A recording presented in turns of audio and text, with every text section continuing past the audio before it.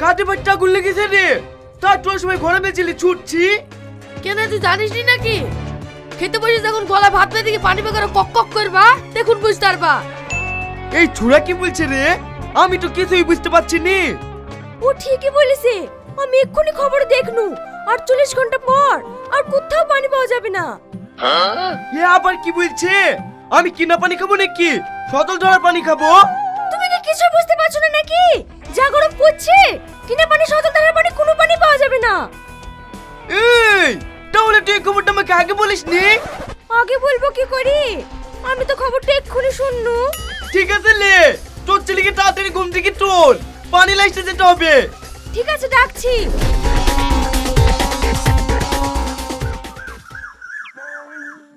ইরে সর্বনাশ, হসপিটালে যে লাইন বেশি রে। কি বলে পানি তো ইরাই সব পুরি দেবে, আমরা পানি পাবো নাকি? পানি পাওয়া যাবে না কেন? চলো কি লাইনে দাঁড়াই কি? আমি লাইনে দাঁড়াবো না, সবার আগে পানি নেবো। তুই আয় তো। ওরা লাইনে দাঁড়িয়ে আছে আর তুমি গেলেই তোমাকে পানি দেবে নাকি? হ্যাঁ দেবে, আমি যা বলছি তাই শোন। ঠিক আছে, তাই হবে। ওরে বাবা রে, আজ কি রোদ পড়ছে রে। আজকে তাপমাত্রা 500 ডিগ্রি নাকি? আমার নিঃশ্বাসে খুব প্রবলেম হয়েছে। ও মা গো, আমি মরে কেন গো, আমাকে বাঁচাও গো। এই পানি ভাই পড়ে দিছে।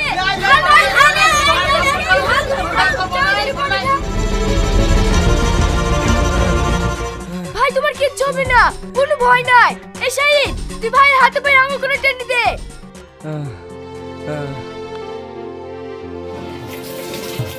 এই মুমিন, ওদিকে কি দেখছি? তাড়াতাড়ি পানি লোড কর।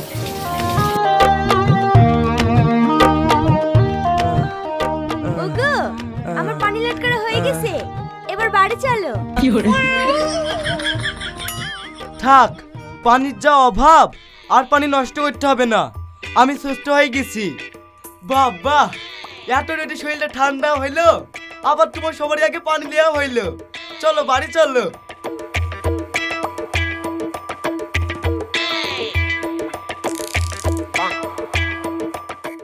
কি লোক রে, আমাদেরকে বোকা বানিয়ে পানি নিয়ে চলে গেল। আমরা শিক্ষা পানু, সামনে যদি লটপট করে তাও এক সিপি পানি দেব না। এই যে পানি লেগি।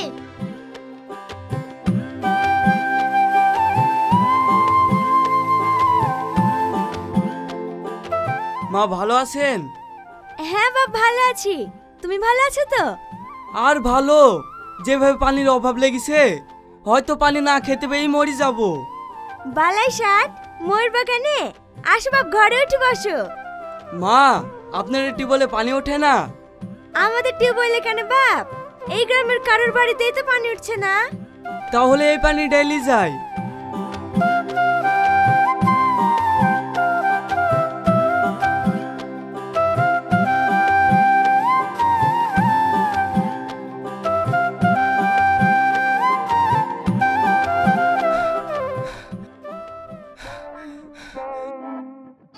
ওরে বাবা, পানি ভারী কঠোর রে। কি ব্যাপার, এখানে পানি সব সামালি আছে, পানির বেলচিটা কোথায় গেল? তোমার জয় বেড়াতে এসে যে বালতিরালি পায়খানায় গেছে। ও করে দেখি রে, নিজে বাড়িতে পানি জমা তুই আমার বাড়িতে পায়খানা ফিরতে এসছে, তুই মানা করতে পারিস নি? ওগো, তুমি এসব কি বলছো? জামাই পায়খানা ফিরতে যাবে, তাকে পানি নিতে বারণ করা যায়? ও, তোমার খুব মান সম্মানে বেঁধেছে না? ঠিক আছে, আমি দেখছি।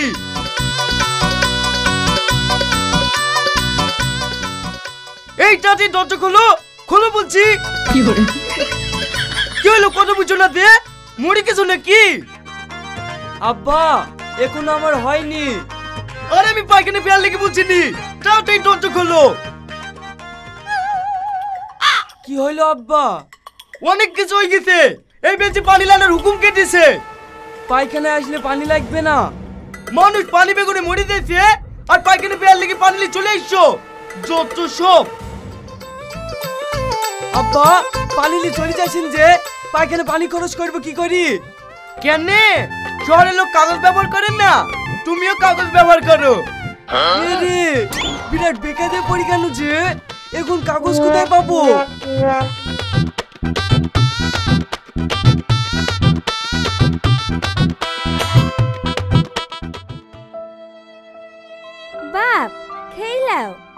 আমি খাবো না, এক বেলচি পানি লেগে ঠিক মতো পায়খানা ফিরতে দেয়নি। দেখো বাপ, পানির তো খুব আকাল। ওর লেগে মনে হয় তোমার শ্বশুর তোমার কাছ থেকে পানিটা কেড়ে নিয়ে এসছে। তুমি ওর কথা কিছু মনে করো না, খেয়ে নাও।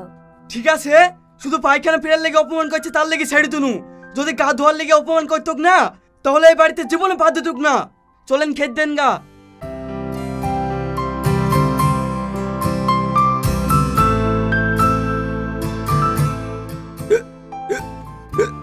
কি হলো বাপ, গলে ভাত বেঁধে গেছে?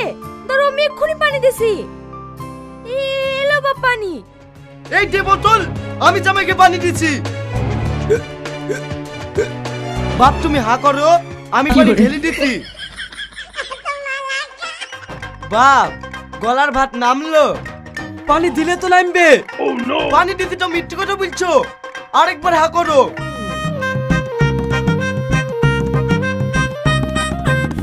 ভাত খাওয়ার কিছু বললি রে? এই বাড়িতে খেতে খুব পানি পাসিনি, পায়খানা ফিরতে খুব পানি পাসিনি। এই বাড়িতে আর জীবনে আসবো না। বাপ তুমি ঠিকই বলেছো, যেভাবে পানির আকার লেগেছে না আসাই ভালো। ঠিক আছে তাই যাচ্ছি। বাপ একটু হাতে যাচ্ছ যে, হাতটা ধুয়ে যাও। হাত ধুই যাবে মানে? ও তো বাড়ি যাচ্ছে, একবারে বাড়ি গিয়ে ঢোবে। যাও বাপ তুমি বাড়ি যাও, আবার যদি টেবলে পানি ওঠে তখন ব্যাগটা আসো। আব্বা তুমি তো খুব পানির হিসাব করছো। ওদিকে তোমার কত বড় ক্ষতি হয়েছে তুমি জানো? কেন রে কি হয়েছে? কাউরের পুকুরে তো পানি নাই, আমাদের পুকুরে পানি আছে বলি সবাই গা ধুতে নেমেছে। তাই নাকি? কার এত সাহস যে আমার পুকুরে গা ধুতে নেমেছে? চোদিনে দেখি কি।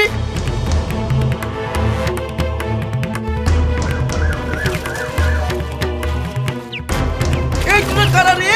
তাড়াতাড়ি ওঠ, নাহলে ঢাল দিয়ে মেরে চোখ মুখ চুপ কান্না করে দেবো। ভাই ঢাল মারো না, ভাই ঢাল মারো না, আমরা উঠছি। এত বড় আসপদ্দা আমার পুকুরে এসে গা ধোয়া!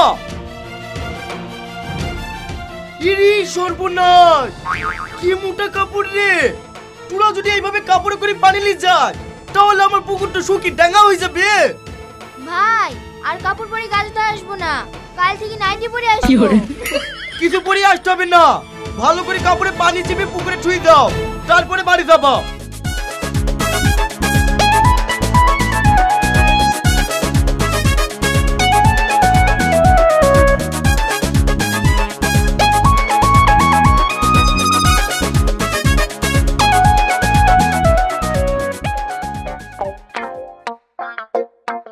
এই পুকুরের ধারে কি করছিস রে? ওইখান থেকে সর। ভাই আমি 1 মাস ধরে গা ধুইনি, গা খুব গ্যাস করছে। তোমার পুকুরে একটু গা ধুতে দাও না। এই গা ধোয়া হবে না, তুই জানিস নি পানির খুব অভাব চলছে।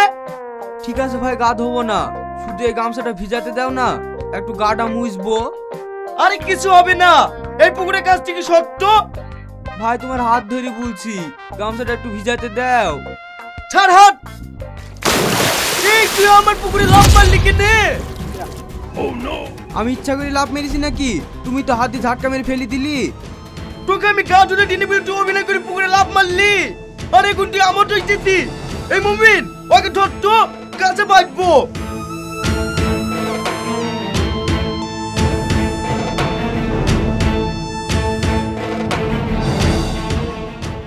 তোর এত বড় কালেজা, তুই আমার সামনে আমার পুকুরে লাফ মারলি, তোকে আর শিক্ষা দিয়ে দেবো।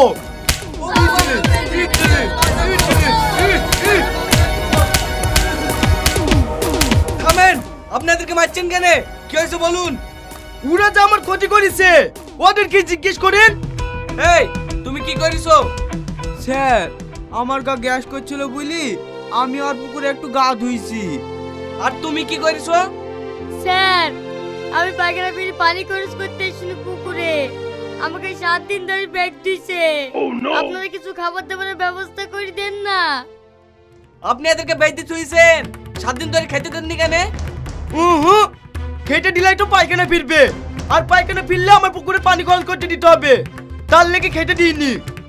আপনার পুকুরে গা ধুইছে, পানি খরচ করেছে, তো কি হয়েছে? আপনি জানেন না দেশে পানির আকাল শুরু হয়ে গেছে, যে খবরে বলছে আর কদিন বাদে কোথাও পানি পাওয়া যাবে না। তাহলে বলেন আমি এইটুকু পানি কাউকে নষ্ট করতে দেবো? আপনি যে খবরটা শুনেছেন পুরোপুরি মিথ্যা খবর। আজ আমাদের দেশে হু করে তাপমাত্রা বাড়ছে, অনেক টিউবওয়েলে পানি উঠছে না, তার জন্য কারা দায়ী জানেন? আমরা। আজ কারণ অকারণ প্রতিনিয়ত আমরা গাছ কাটছি। এই গাছ কাটার ফলে পৃথিবীর তাপমাত্রা দিনের দিন বেড়ে চলেছে। আমরা কোনো দিকে লক্ষ্য না করে জলের অপচয় করে যাচ্ছি, তার ফলে পৃথিবীতে জলের সংকট দেখা দিয়েছে। তাই আপনাদের উদ্দেশ্যে বলছি, এখনো যদি আমরা সাবধান না হই তাহলে এই মিথ্যা খবরটা আজ নয় কাল ভয়ঙ্কর আকার ধারণ করে সত্যিতে পরিণত হবে। তাই বলছি, আপনারা বেশি বেশি করে গাছ লাগান আর জলের অপচয় বন্ধ করুন। ভিডিওটি ভালো লাগলে লাইক করুন। ধন্যবাদ।